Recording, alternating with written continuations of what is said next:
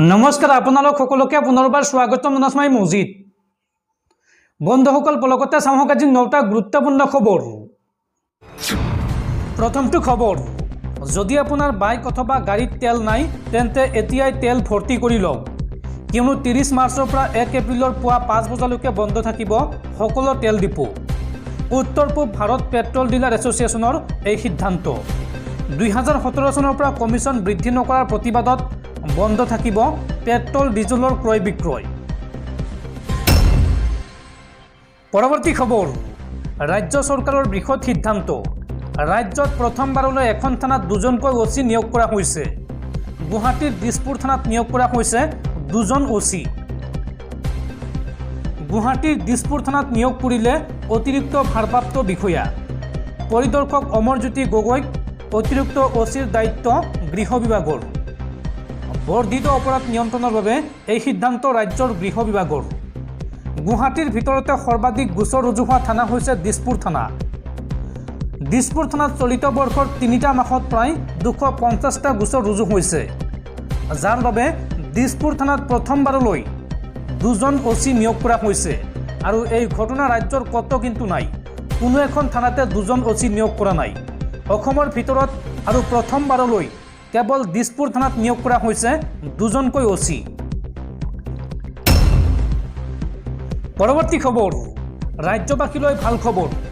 মাজত মাত্ৰ আৰু কেইটামান দিন, তাৰ পিছতে অৰ্থাৎ বহাগ বিহু আৰু ঈদৰ পূৰ্বে অহা 10 এপ্ৰিলত ৰাজ্যৰ লাখ লাখ লোকৰ বেংক একাউণ্টত সোমাব চৰকাৰী ধন।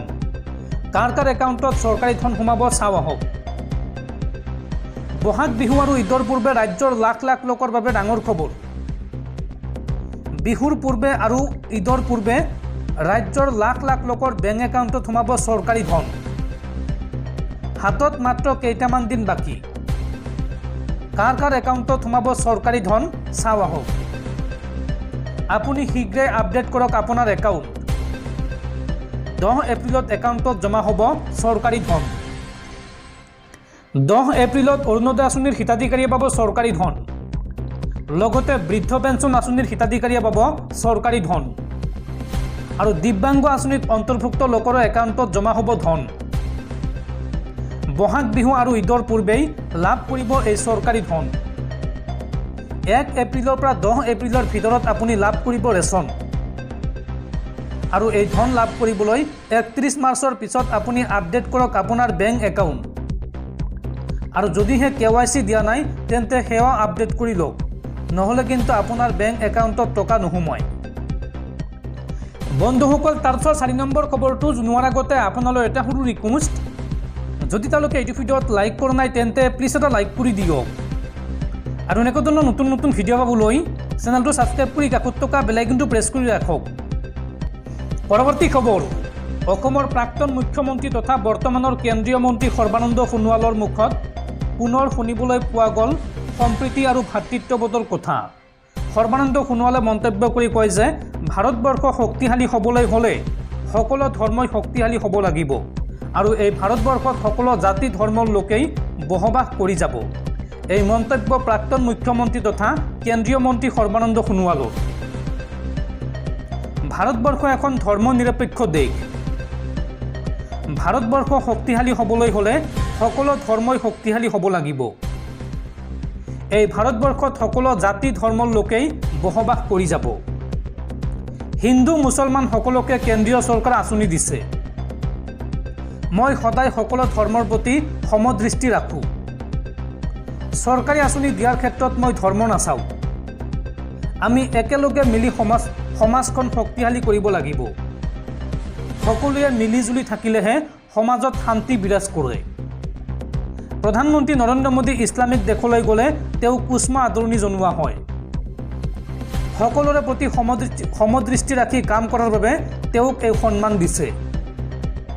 বিজেপি নেতাক মন্দিৰ মছজিদ সকলোলৈ যোৱাৰ আহ্বান জনাইছে প্ৰধানমন্ত্ৰী মোদীয়ে।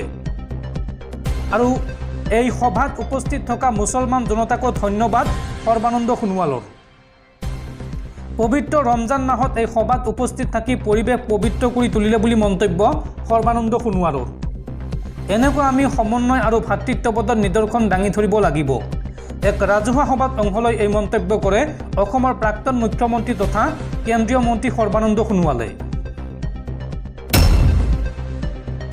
পৰৱৰ্তী খবৰ, গুৱাহাটী মেডিকেল কলেজ হাস্পাতালৰ বৃহৎ সফলতা। GMCHত পোন প্ৰথমবাৰৰ বাবে IVF সম্পন্ন হ'ল। প্ৰথমবাৰলৈ IVF যোগে কন্যা সন্তান প্ৰসৱ কৰাবলৈ সক্ষম হৈছে গুৱাহাটী মেডিকেল কলেজ হাস্পাতাল।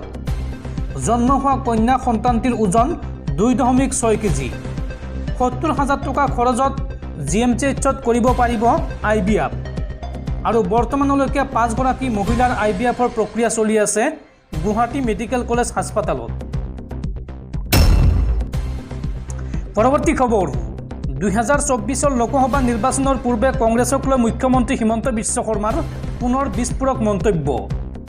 অসমত কংগ্ৰেছ শূন্য কৰি দিয়াৰ গেৰাণ্টি দিলে মুখ্যমন্ত্ৰী হিমন্ত বিশ্ব শৰ্মাই।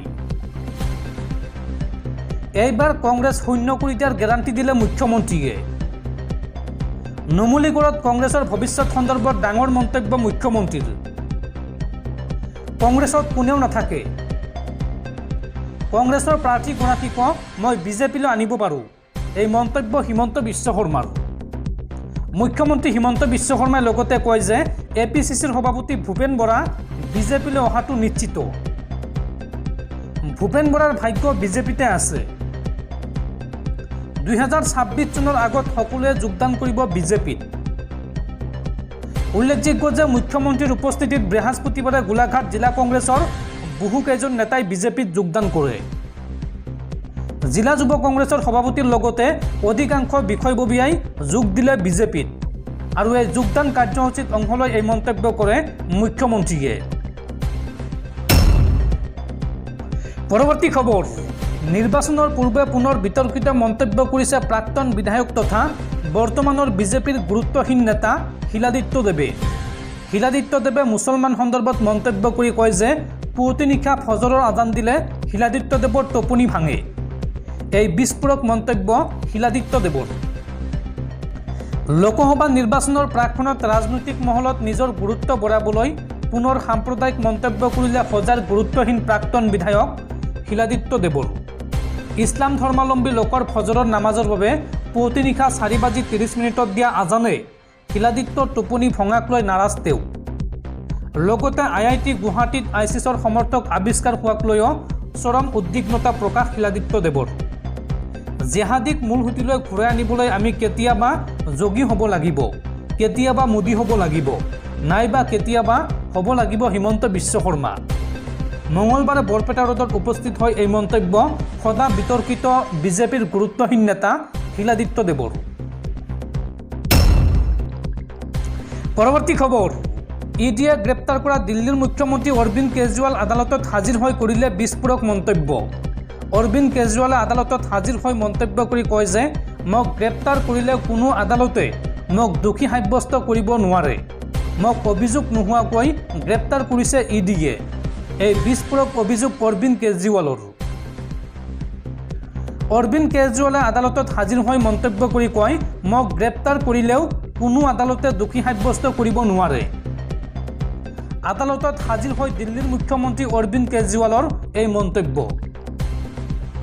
অৰবিন্দ কেজৰিৱালে লগতে কয় যে মোক অভিযোগ নোহোৱাকৈ গ্ৰেপ্তাৰ কৰিছে EDয়ে। মোক গ্ৰেপ্তাৰ কৰাটো ৰাজনৈতিক ষড়যন্ত্ৰ। জনতাই ইয়াৰ উত্তৰ দিব। উল্লেখযোগ্য যে অৰবিন্দ কেজৰিৱালৰ বিৰুদ্ধে 31,000 পৃষ্ঠাৰ চাৰ্জশ্বিট দাখিল কৰিছে CBIয়ে। আনহাতে EDয়ে 25,000 পৃষ্ঠাৰ চাৰ্জশ্বিট দাখিল কৰিছে আদালতত। পৰৱৰ্তী খবৰ, নিৰ্বাচনৰ পূৰ্বে উত্তৰ পূবক পুনৰ অশান্ত অঞ্চল ঘোষণা কেন্দ্ৰীয় চৰকাৰৰ। উত্তৰ পূবৰ 11খনকৈ জিলাক অশান্ত অঞ্চল ঘোষণা কৰিলে কেন্দ্ৰীয় চৰকাৰে। আৰু এই জিলাকেইখনত বলবৎ কৰা হৈছে সশস্ত্ৰ বাহিনীৰ বিশেষ ক্ষমতা আইন চমুকৈ AFSPA। নিৰ্বাচনৰ পূৰ্বে উত্তৰ পূবৰ কেইবাখনো জিলাত AFSPAৰ সময়সীমা বৃদ্ধি। উত্তৰ পূবৰ 11খনকৈ জিলাত অশান্ত অঞ্চল ঘোষণা কেন্দ্ৰীয় চৰকাৰৰ।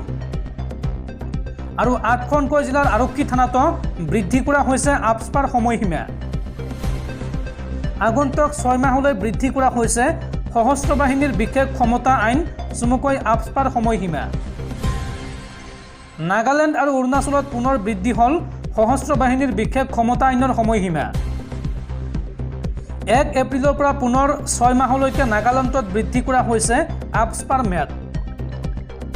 আৰু লগতে 24খন আৰক্ষী থানাতো জাৰি কৰা হৈছে আপস্পা।